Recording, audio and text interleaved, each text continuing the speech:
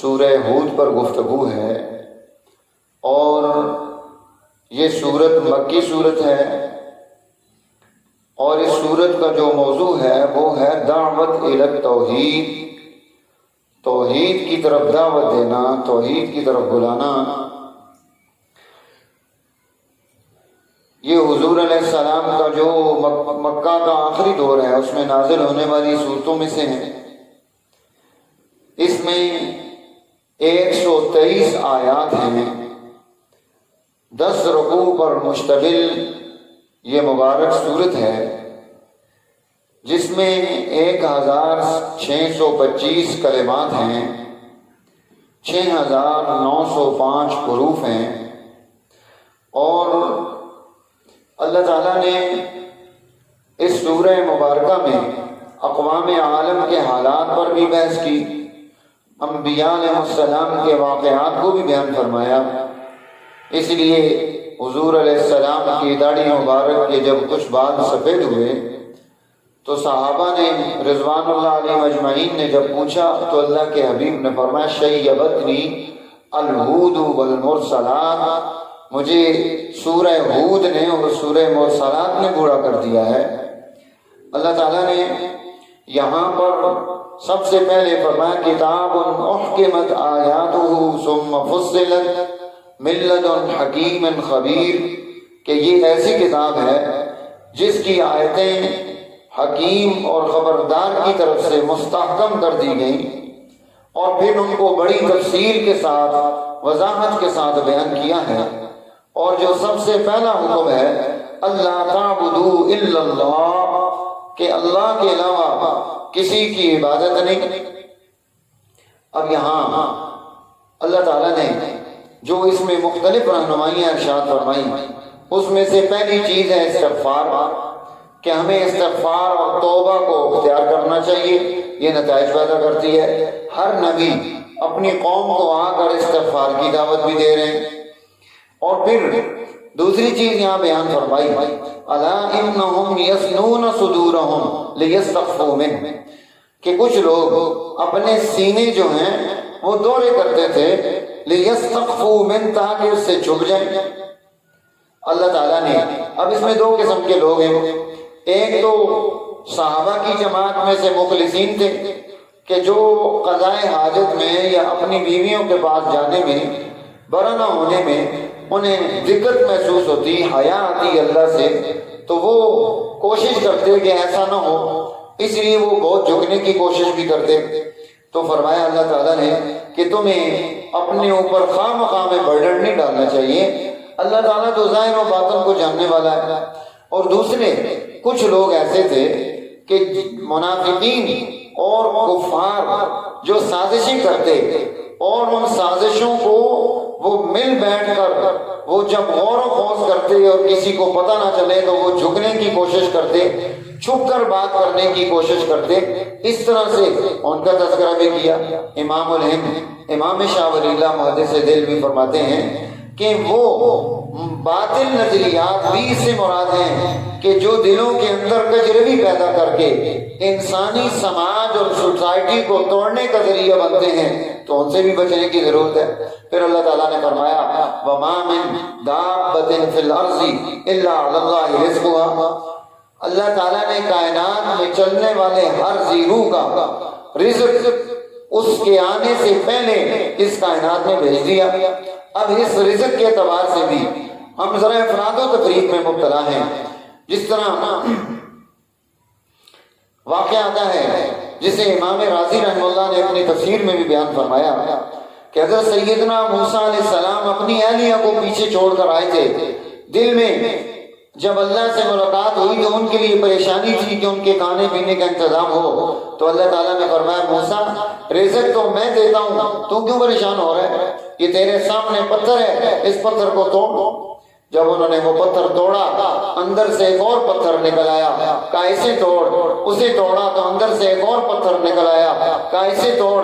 جب اس پر اپنا عصا مارا وہ ٹوٹا تو اندر سے ایک چھوٹا سا کیڑا نکلا، اور وہ کہہ رہا تھا سبحان من یرانی، پاک ہے وہ ذات جو مجھے دیکھ رہی ہے۔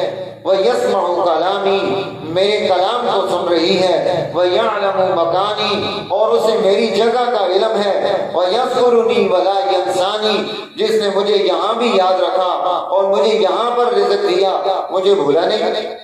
اسی طرح امام قرطبی رحمہ اللہ نے اپنی تفسیر میں یہ بات لکھی کہ حضرت ابو موسیٰ اشعری، یہ جو ان کا خاندان جب ہجرت کر کے مدینہ کی طرف آیا تو جہاز کے غلط ٹریک پر جانے سے یہ حبشہ پہنچ گئے، پھر حبشہ سے واپس مدینہ آئے۔ اب ان کے پاس ذات راہ ختم ہو چکا تھا، باہر پڑو ہوتا ہے، اپنے ایک نمائندہ حضور علیہ السلام کے پاس بھیجتے ہیں کہ آپ جائیں اور حضور سے بات کریں۔ وہ جب آئے تو قرآن حکیم کی آیت اللہ کے حبیب گھر میں تلاوت فرما رہے تھے، وَمَا مِن دَابَّةٍ فِي الْأَرْضِ إِلَّا عَلَى اللَّهِ رِزْقُهَا۔ اب انہوں نے بات نہیں کی اور وہاں سے واپس چلے گئے اور جا کر قبیلے والوں سے کہا کہ جو ہے انتظام اللہ تعالیٰ فرما دے گا، پریشان مت ہو۔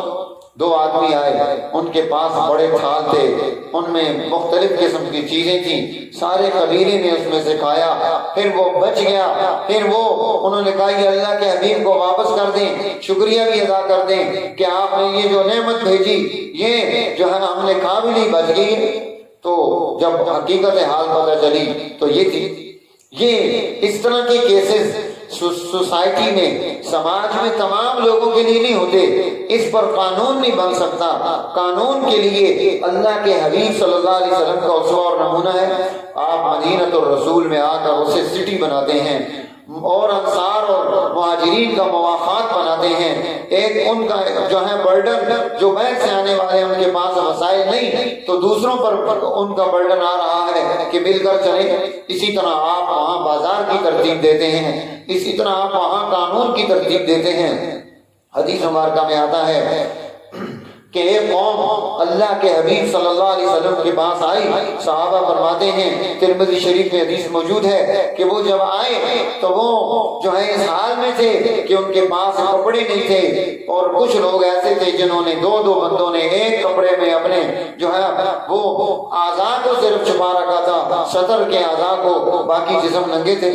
جب وہ مسجد نبوی شریف میں پہنچے، اللہ کے حبیب صلی اللہ علیہ وسلم نے ان کی کیفیت دیکھی تو آپ پریشان اور مضطرب ہو گئے، چہرہ انور متغیر ہو گیا، فوراً اعلان عام ہوا، سارے لوگ جمع ہوئے، اللہ کے حبیب نے خطاب فرمایا۔ صحابہ کہتے ہیں ہم اس خطاب کی وجہ سے ہم میں سے ہر آدمی گھر کی طرف بھاگ پڑا اور اس کے گھر میں جو کچھ تھا اس نے لا کر حاضر کر دیا، یہاں تک کہ مسجد نبوی شریف میں ڈھیر لگ گیا۔ اللہ کے حبیب بحیثیت نظام کی، سسٹم کی رہنما کے اسے اس سوسائٹی میں آنے والے لوگوں میں تقسیم کرتے ہیں۔ وہ کہتے ہیں جب تقسیم ہو گیا، ان کی ضرورتیں پوری ہو گئیں، تو اب اللہ کے نبی صلی اللہ علیہ وسلم کے چہرے انور پر خوشی کے اثرات ظاہر ہو گئے۔ اسی طرح وہ کہتے ہیں کہ کسی علاقے میں بادشاہ نے اپنی پوری رعیت کی دعوت کی، اپنے وزراء سے کہا کہ جتنی رعیت ہے اس سے ڈبل اور اس سے بھی زیادہ کھانا بناؤ۔ سب کھانا کھانے کے لیے آئے، کھانا تقسیم ہوا، بادشاہ راستے میں بیٹھا ہے، جو کھا کر جا رہا ہے اعتراض کر کے جا رہا ہے۔ بادشاہ نے وزیر کو طلب کیا کہ یہ سارے لوگ نالا کیوں جا رہے ہیں؟ اس نے کہا پتہ نہیں، کہا چیک کرو۔ اب چیک کیا، معلومات ہوئی تو پتہ چلا کہ برتاوے تقسیم کرنے والے جب انہوں نے ڈنڈی ماری اور اپنے رشتوں اور ناتوں کو انہوں نے پورا کیا کہ یہ فلاں چیز میرے فلاں رشتہ دار کے گھر دے آؤ اور فلاں کھانا فلاں کے گھر دے آؤ، تو وہ سارا کھانا ادھر ادھر چلا گیا، جو غریب آئے تھے وہ بھوکے رہ گئے۔ تو برتاوے تقسیم کرنے والے ان کی ذمہ داری ہوتی ہے۔ اللہ نے رزق تو بھیج دیا، اب اس رزق کو ترتیب سے تقسیم کرنا اور سب کی ضرورتیں پوری کرنا یہ مستقل ذمہ داری ہے۔ حضور علیہ السلام نے اس کا بھی اہتمام سے کھلایا۔ تو اس لیے یہ رہنمائی ارشاد فرمائی کہ کائنات میں انسانی ضرورتوں کو پورا کرنے کا نظام پیدا کرنا یہ بھی مستقل ذمہ داری ہے مسلمان جماعت کی کہ قانون بنا کر غربت کو ختم کر کے انسانوں کے مسائل حل کریں۔ پھر قرآن حکیم نے یہاں حضرت سیدنا نوح علیہ السلام کا واقعہ بیان کیا ہے۔ حضرت نوح علیہ السلام یہ چوتھے نبی ہیں، ان سے پہلے حضرت آدم علیہ السلام اللہ کے نبی، پھر حضرت شیس ان کے بیٹے اللہ کے نبی، پھر حضرت ادریس ان کے بیٹے اللہ کے نبی، اور یہ چوتھے حضرت سیدنا نوح علیہ السلام ہیں، یہ اللہ کے نبی ہیں، اور یہ اس زمین پر، دھرتی پر، کائنات میں سب سے پہلے رسول بنا کر بھیجے گئے، جنہیں نیا قانون، نئی سوسائٹی، نیا سماج بنانے کے لیے اللہ کی طرف سے رہنمائی ملی۔ اب ان کی قوم بہت ہی زیادہ بہیمیت میں، جانوری میں اور اس طرح کی کیفیات میں بہت زیادہ تھی، اس لیے حضرت سیدنا نوح علیہ السلام کی شریعت میں روزے سال کے 12 مہینے رکھنے کا حکم تھا، تاکہ ان کی بہیمیت کو مارا جائے، ان کے اندر ملکوتی صفات، انسانی صفات پیدا کی جائیں۔ آپ نے 950 سال تک اپنی قوم کو دعوت دی۔ قوم اللہ کے نبی کے ساتھ ضد پر، مقابلے پر، اور اپنے کانوں میں انگلیاں ڈالنا، اپنی آنکھوں پر پردے ڈال لینا، نوح علیہ السلام سے مختلف قسم کے اعتراضات کرنا، یہ سارا کچھ چلتا۔ مارتے اور پیٹتے، پتھروں کی بارش کر دیتے۔ حضرت نوح علیہ السلام پھر نکل کر اللہ کی طرف انہیں دعوت دیتے۔ اب وہ یہ اعتراض کرتے تھے کہ آپ کے ساتھ کون سے لوگ ہیں؟ ہم اراذلنا بادی الرأی، یہ ہماری رائے کے مطابق، ہماری سوچ کے مطابق یہ تو ذلیل لوگ ہیں، اور انہوں نے تیرے دین کو قبول کیا، ہم کیوں قبول کریں؟ پھر وہ کہتے تھے کہ نو قد جادلتنا فاکثرت جدالنا فاتنا بما تعیدنا۔ قوموں کی تباہی کا حال دیکھیے کہ نبی سے یہ کہہ رہے ہیں کہ ہمارے لیے آسمانوں سے عذاب لے آؤ تاکہ پتہ چلے کہ تو کیا ہے۔ اللہ نے حکم دیا، کشتی بنائی۔ جب کشتی بنائی، بہت بڑا جہاز تھا، کاریگری تھی، صنعت تھی، اس دور کے اعتبار سے حضرت سیدنا نوح علیہ السلام وہ اس صنعت کو قائم کر رہے ہیں۔ اب وہ بنائی، مذاق کرتے ہیں آنے والے کہ یہ بڈھا، نعوذ باللہ، یہ جو ہے ریت پر کشتی چلائے گا۔ اللہ تعالیٰ نے فرمایا میرے محبوب پریشان مت ہو، اب آخری وقت آ رہا ہے۔ وفارت تنور، جب آپ کے تندور سے پانی کا جوش نکلے، اپنے لوگوں کو کشتی میں سوار کر کے اور آپ سائڈ پہ ہو جائیں، پھر یہ سب تباہ ہوں گے۔ اللہ تعالیٰ نے حضرت نوح علیہ السلام کے بیٹوں میں سے ایک بیٹے نے آپ کے دین کو قبول نہیں کیا تھا، وہ جو ہے وہاں سے نکل کر پہاڑ کی طرف جا رہا تھا، تو حضرت نوح علیہ السلام نے اسے آواز دی کہ میرے بیٹے ہمارے ساتھ شامل ہو جاؤ۔ وہ کہنے لگا کہ میں پہاڑ کی چوٹی پر چڑھ کر بچ جاؤں گا۔ فرمایا لا عاصم اليوم من امر اللہ، اللہ کے امر سے کوئی چیز نہیں بچا سکتی۔ بہرحال اب وہ وہاں پر تباہی اور بربادی کے دانے پہنچتا ہے۔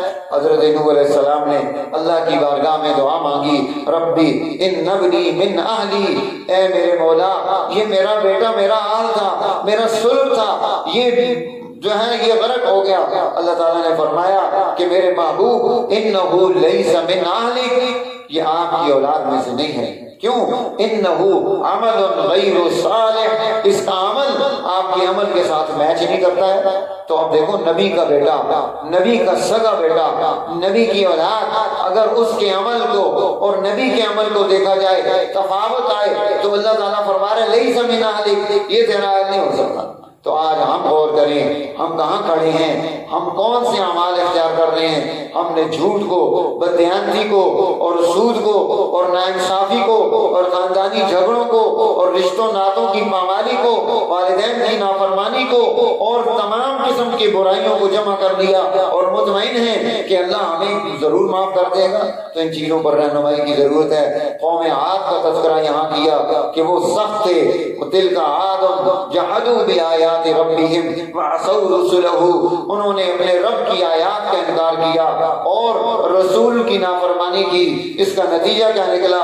اب اس جو ہے نا سرکشی کا اللہ نے ان پر اس دنیا میں بھی لعنت بھیجی، تباہ اور برباد ہو گئے، اور آخرت کی لعنت تو ہے ہی۔ قوم سمود کا تذکرہ کیا، اونٹنے کے پاؤں کاٹ ڈالے، اور اس کے بعد جو ہے اللہ نے ان کو جو ہے برباد اور تباہ اور برباد کر دیا۔